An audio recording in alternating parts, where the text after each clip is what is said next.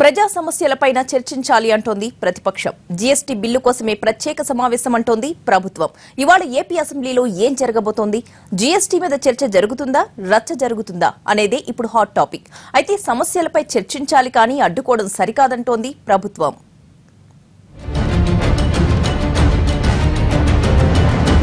రైతులకు తోడుగా ఉండేందుకు, అన్ని రకాలుగా రైతులకు అండగా నిలిచేందుకు చంద్రబాబు నాయుడు గారు ఇంత దారుణంగా పరిపాలన చేస్తున్న పరిస్థితుల్లో రైతులకు అండగా నిలిచే దిశగా అడుగు ముందుకు వేస్తూ రేపు అసెంబ్లీని స్టాల్ చేస్తామని కూడా గట్టిగా చెప్తా ఉన్నాం.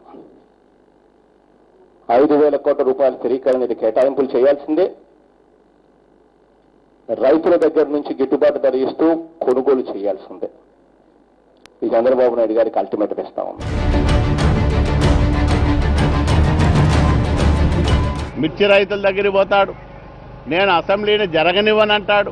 ఎవరైనా ప్రతిపక్ష నాయకుడు, ప్రతిపక్షం అసెంబ్లీ సజావుగా జరగాలి, అసెంబ్లీలో ప్రజా సమస్యలు ప్రస్తావనకు రావాలి, ప్రజా సమస్యల మీద అవకాశం ఉంటే ప్రభుత్వాన్ని నిలదీయాలి, ప్రభుత్వం ఏదైనా తప్పు చేస్తూ ఉంటే ఆ తప్పులన్నింటినీ కూడా అసెంబ్లీ వేదికగా ప్రజలకు తెలియజెప్పాలని అనుకుంటాడు. కానీ అసెంబ్లీ జరగకూడదు, ప్రభుత్వం నడవకూడదు, ఈ రాష్ట్రంలో అభివృద్ధి కార్యక్రమాలు జరగకూడదు, అమరావతి నిర్మాణం జరగకూడదు, భోగాపురంలో ఎయిర్పోర్ట్ రాకూడదు, అట్లాగే అనేక పరిశ్రమలు ఈ రాష్ట్రానికి రాకూడదని అడుగడుగున అడ్డుపడుతూ చివరికి అసెంబ్లీని కూడా నేను జరగనివ్వనంటే ఈయన ఎలాంటి ప్రజాస్వామికవాదో, ఎలాంటి ప్రతిపక్ష నాయకుడు ప్రజలందరూ కూడా అర్థం చేసుకోవాలి.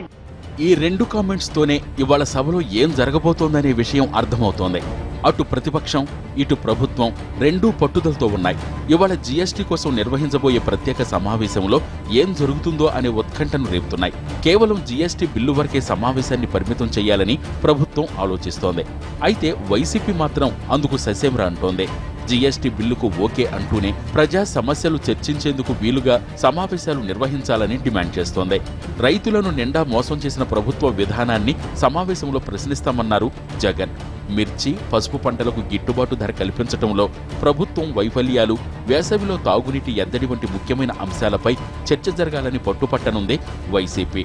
అయితే ప్రతిపక్షం వాదనను ఖండించారు మంత్రి లోకేష్. ప్రభుత్వం రైతు సమస్యలు తీరుస్తుంటే జగన్ సభను స్తంభింపచేస్తారా అని ప్రశ్నించారు. మిగులు బడ్జెట్ ఉన్న రాష్ట్రాల్లో చేయని విధంగా రాష్ట్రంలో మిర్చి, పసుపు రైతులను ఆదుకుంటున్నామన్నారు.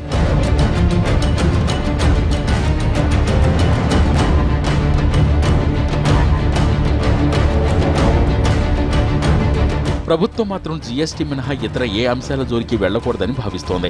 ఉదయం 9 గంటలకు జరిగే బీఏసీ సమావేశంలో అసెంబ్లీ అజెండాను ఫైనల్ చేస్తారు. 9:45 అసెంబ్లీ సమావేశాలు మొదలవుతాయి. శాసనమండలి 10 గంటల 15 నిమిషాలకు మొదలవుతుంది. ఉభయ సభలు జీఎస్టీ బిల్లుపై చర్చించి ఆమోదం తెలుపుతాయి. ఈపాటికే బిల్లును ఆమోదించాల్సి ఉండగా సీఎం అమెరికా పర్యటనకు వెళ్లడంతో ఆలస్యమైంది. జీఎస్టీ అమలు సమయం కూడా దగ్గర పడుతుండటంతో బిల్లును ఆమోదించేందుకు సిద్ధమైంది ప్రభుత్వం. ఇప్పటికే ఏపీ కేబినెట్ దీనికి గ్రీన్ సిగ్నల్ ఇచ్చింది. జీఎస్టీ బిల్లుకు సంబంధించి ఎమ్మెల్యేలకు, ఎమ్మెల్సీలకు అసెంబ్లీ అవగాహన సదస్సు కూడా నిర్వహించింది.